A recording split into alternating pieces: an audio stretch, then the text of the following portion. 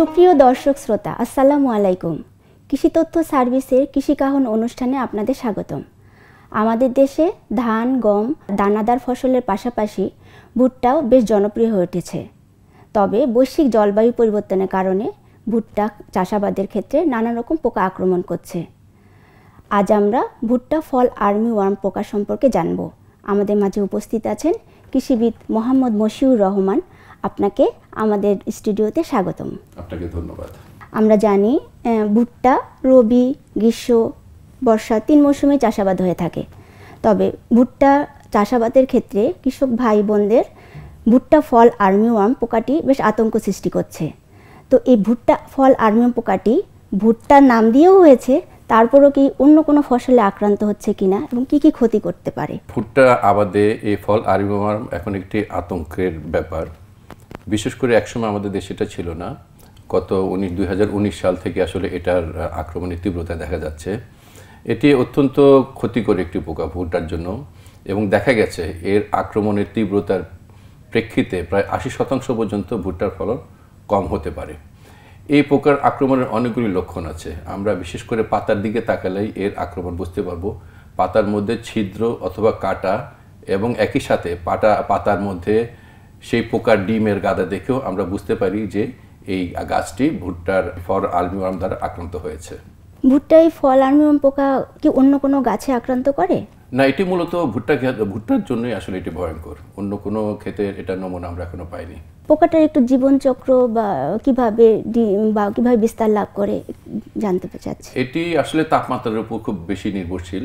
তাপমাত্রা বেশি হলে এর আক্রমণের তীব্রতা বাড়ে। এটা দেখা গেছে যে প্রায় 32 থেকে 46 দিন পর্যন্ত এই পোকাটি বেঁচে থাকে। এটার জীবনচক্রে 4টি অংশে বিভক্ত। প্রথমে ডিম, পরবর্তীতে এটা কীড়া বের হয় ডিম থেকে, এবং পরবর্তীতে কীড়া থেকে পুত্তলিকা তৈরি হয়, এবং সর্বশেষ পূর্ণাঙ্গ পোকা হিসাবে সে বের হয়ে আসে। এবং এর মূল ক্ষতিকর পর্যায়টা হচ্ছে আসলে কীড়ারাই বেশি ক্ষতি করে। আমরা দেখতে পেয়েছি যে পাতার মধ্যে ডিমের গাদা থেকে ডিম যখন বের হয়, এই কীড়াটা আস্তে আস্তে পাতার রস এবং পাতা কাটতে থাকে, এবং বয়স বাড়ার সাথে সাথে এটা আসলে আকারে অনেক বড় হয়, এবং এটার মাথার দিকে একটা ওয়াইয়ের মতো একটা সাইন আছে, যেটা দেখে আমরা বুঝতে পারবো যে আসলে এটি ভুট্টার ফল আর্মিওয়ার্ম। এখানে পাতা খাওয়ার পর্যায়ে সে মাঝে মাঝে পাতা এবং কাণ্ডের যে সংযোগস্থলে সে লুকিয়ে থাকে, এবং সেখানে সে অবস্থান করে, এবং যখন তার পুত্তলিকা গঠনের সময় হয় তখন সে সরাসরি মাটির 2 থেকে 3 ইঞ্চি গভীরে চলে যায়, এবং সেখানে 7 থেকে 14 দিন সময় পর্যন্ত সময় নিয়ে এসে পুত্তলিকা গঠন করে। পুত্তলিকা থেকে পরবর্তীতে পূর্ণাঙ্গ পোকা বের হয়ে আসে, এবং সে আবার নতুন করে ওই ক্ষেতে অথবা কয়েক শত কিলোমিটার দূরের নতুন কোনো ক্ষেতেও সে আক্রমণ করতে পারে।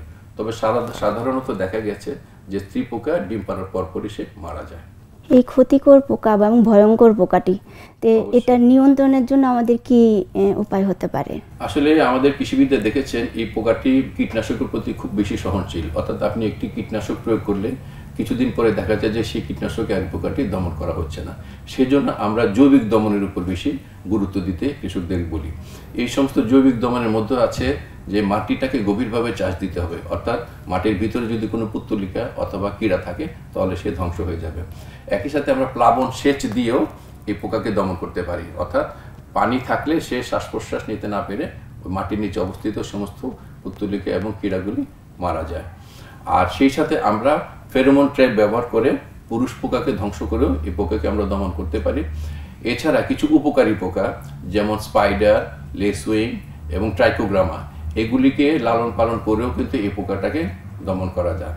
এছাড়াও কিছু উপকারী ভাইরাস, ব্যাকটেরিয়া এবং ফাঙ্গাস স্প্রে করলে সেই ভাইরাস, ব্যাকটেরিয়া পোকার উপরে আক্রমণ করে সেই পোকাটাকে মেরে ফেলে।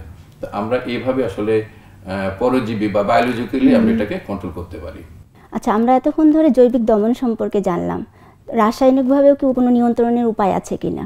অবশ্যই আমরা আইপিএম এর সর্বশেষ ধাপ হিসেবে আমরা রাসায়নিক দমনকে বলে থাকি। এই আমাদের ভুট্টার যে ফল আর্মিওয়ার্ম, এটা যখন আর কোনো পদ্ধতিতে নিয়ন্ত্রণ করা যাবে না তখন অবশ্যই আমাদেরকে কীটনাশক প্রয়োগ করতে হবে।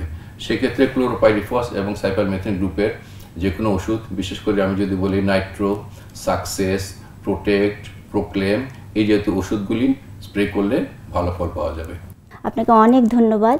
আশা করছি আপনার এই গুরুত্বপূর্ণ তথ্যগুলো ভুট্টা ফল চাষি ভাই বোনদের অনেক কাজে লাগবে। এছাড়াও আমাদের কৃষি বিষয়ক বিস্তারিত জানতে হলে আমাদের নিকটস্থ উপজেলা কৃষি অফিসে যোগাযোগ করে জেনে নিতে পারেন।